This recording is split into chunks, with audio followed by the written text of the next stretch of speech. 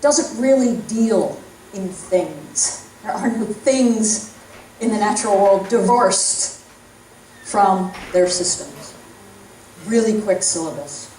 As I'm reading more and more now and following this story, there are some amazing things coming up in the biological sciences. And at the same time, I'm listening to a lot of businesses and finding what their sort of grand challenges are. The two groups are not talking to each other at all.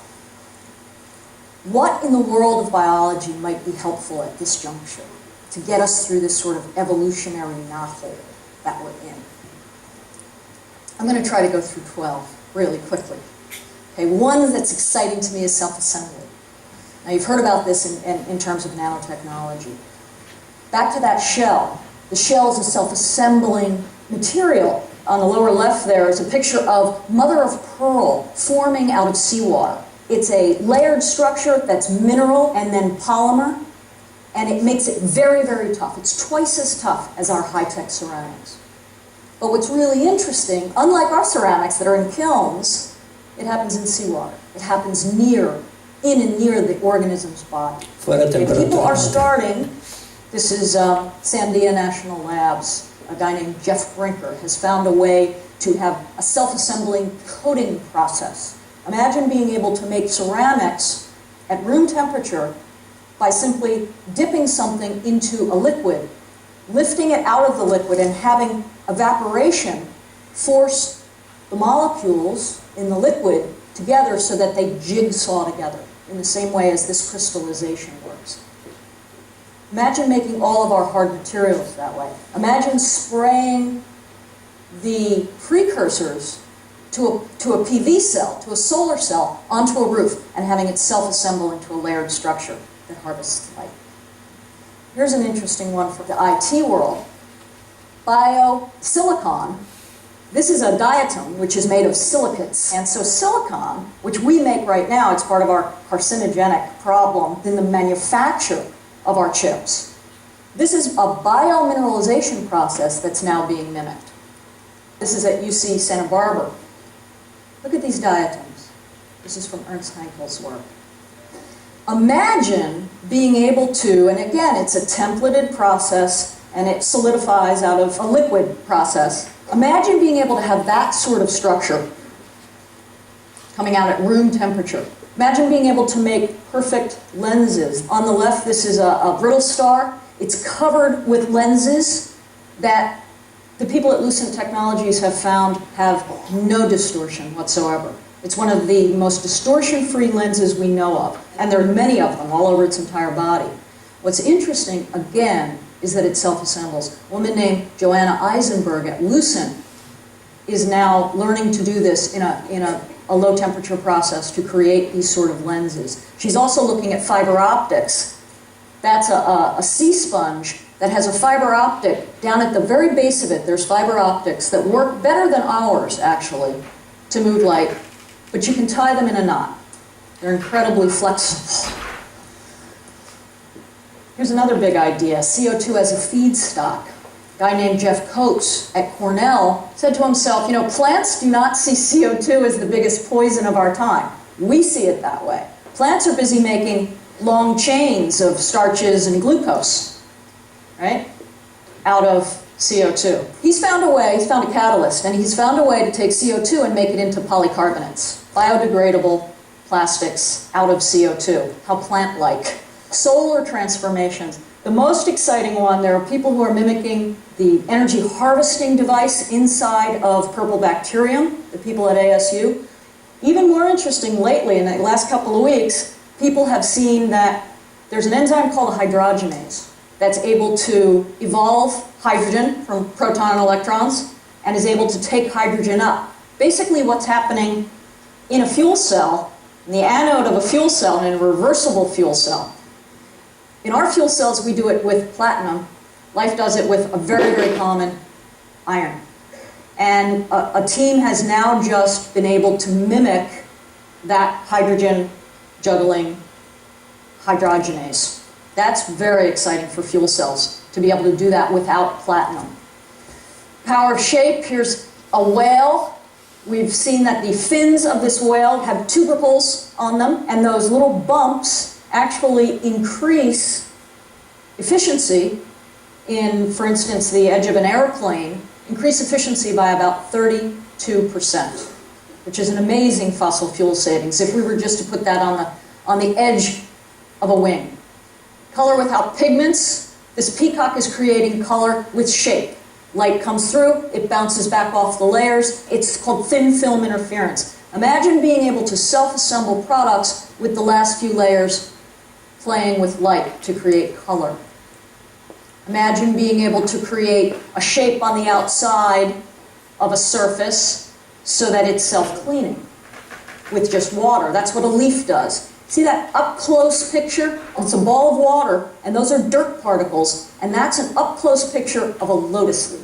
There's a company making a product called Lotusin, which mimics, when the building facade paint dries, it mimics the bumps in a self-cleaning leaf, and rainwater cleans the building. Water is going to be our big, grand challenge. Quenching thirst. Here are two organisms that pull water. The one on the left is the Namibian beetle, pulling water out of fog. The one on the right is a pill bug, pulls water out of air, does not drink fresh water. Pulling water out of Monterey fog and out of the sweaty air in Atlanta before it gets into a building are key technologies. Separation technologies are going to be extremely important. What if we were to say no more hard rock mining? What if we were to separate out metals from waste streams? Small amounts of metals in water. That's what microbes do.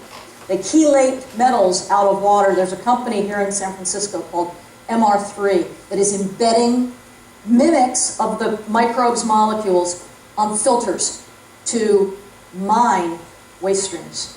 Green chemistry is chemistry in water. We do chemistry in organic solvents. This is a picture of the spinnerets coming out of a spider, okay, and the silk being formed from a spider. Isn't that beautiful?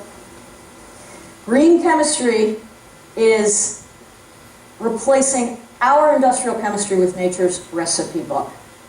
It's not easy because life uses only a subset of the elements in the periodic table.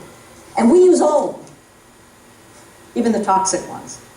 To figure out the elegant recipes that would take the small subset of the periodic table and create miracle materials like that silk is the task of green chemistry.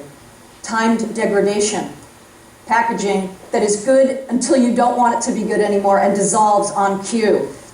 That's a mussel you can find in waters out here, and the threads holding it to a rock are timed at exactly 2 years they begin to dissolve. Healing. This is a good one. That little guy over there is a tardigrade. There is a problem with vaccines around the world not getting to patients. And the reason is that the refrigeration somehow gets broken. What's called the cold chain gets broken. A guy named Bruce Rosner looked at the tardigrade, which dries out completely and yet stays alive for months and months and months and is able to regenerate itself. And he found a way to dry out vaccines, encase them in the same sort of sugar capsules as the tardigrade has within its cells, meaning that vaccines no longer need to be refrigerated. They can be put in a glove compartment. Okay? Learning from organisms, this is a session about water, learning about organisms that can do without water in order to create a vaccine that lasts and lasts and lasts without refrigeration. I'm not going to get to 12.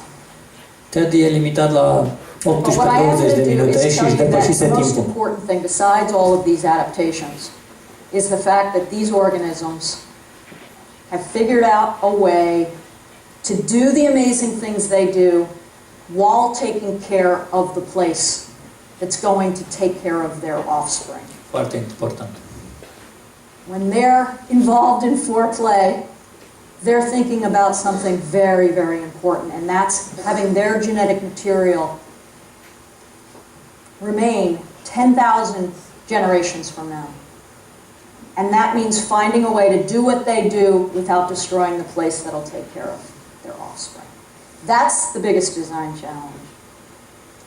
Luckily, there are millions and millions of geniuses willing to gift us with their best ideas. Good luck having a conversation with them. Thank you. Yeah, just like, you know, like... Okay, I'll just hold this thing. Okay, great. Okay, so that's the healing one.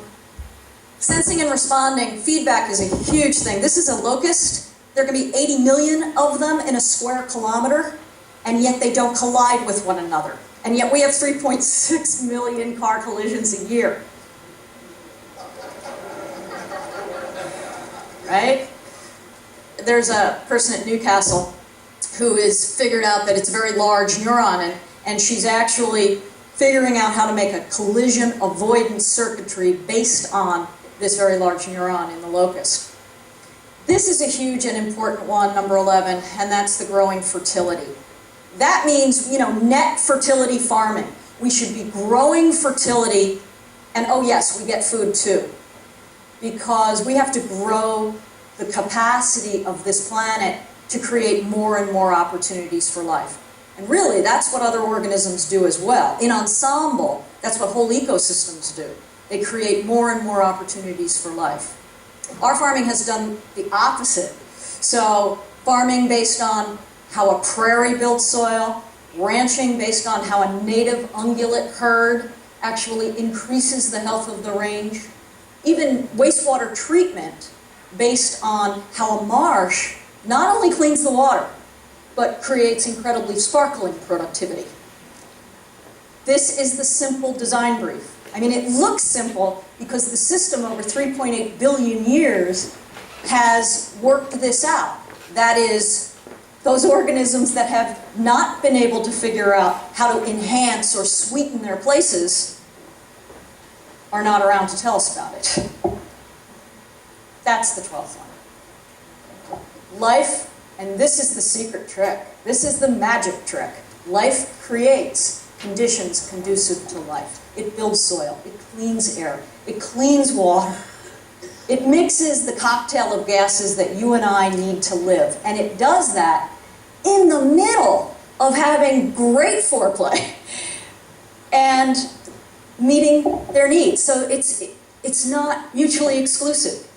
We have to find a way to meet our needs while making of this place an Eden.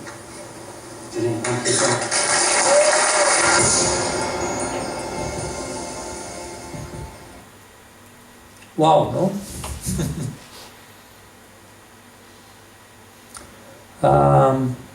Asta era pe punctul 2, dar am considerat că nu era foarte legată de robotică neapărat, dar cred că conținea multe componente de tehnologie și biomimetism care poate fi dedus și pentru robotică.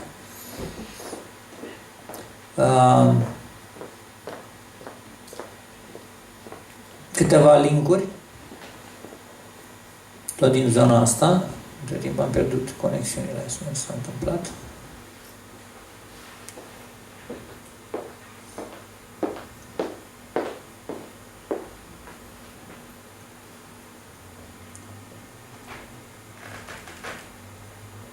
Da, și mai era una cu biomimetism pe care nu o găsesc acum și care sublinia foarte, foarte interesant faptul că am și imagini despre un robot care a rezultat din urma acestui biomimetism și am să vă explic eu ce explica omul mult mai haios în clipul respectiv.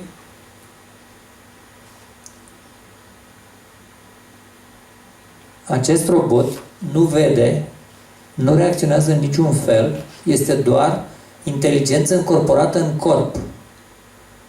Și în clipul mare pe care îl găsisem, care era și el prezentat, erau mai multe forme de roboți hexapozi care practic nu aveau absolut nimic, cum să spun eu, electronic în ei. erau doar niște motoare care puneau în mișcare într-un fel niște picioare și corpul în sine conținea inteligența necesară pentru a se adapta la sol. Unele generând, vedeți, pe ce fel de teren urcă. Și povestea foarte haios prezentatorul, tot un biolog, că cei de la NASA, de la Jet Laboratory, aveau o problemă că nu reușiseră să facă un device care să coboare pantele abrupte ale vulcanilor, ca să se apropie de zona fierbinte, ca să spun așa, și pac! Păi da, ăsta nu-i bun. Cam așa a fost reacția. Pe nisip, pe noroi, pe orice, și totuși trece mai departe. Fără să aibă niciun fel de sistem autoadaptiv electronic. Da? Da. Inclusiv în apă.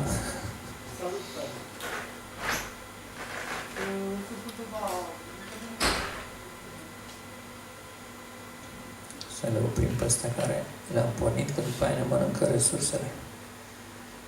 Să vedem. Alternativă notătoare. Aici era un articol din Popular Science în care încerca să sugereze mai multe variante de biomimetică, inclusiv insecte zburătoare, vieri, șerpi și așa mai departe. Un alt articol din Economist.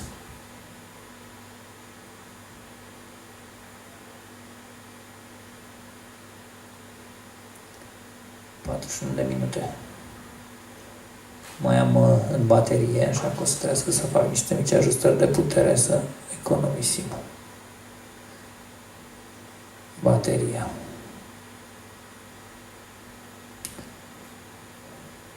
Ok.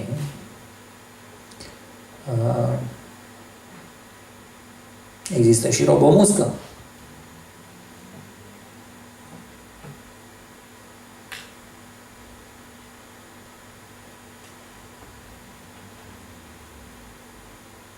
This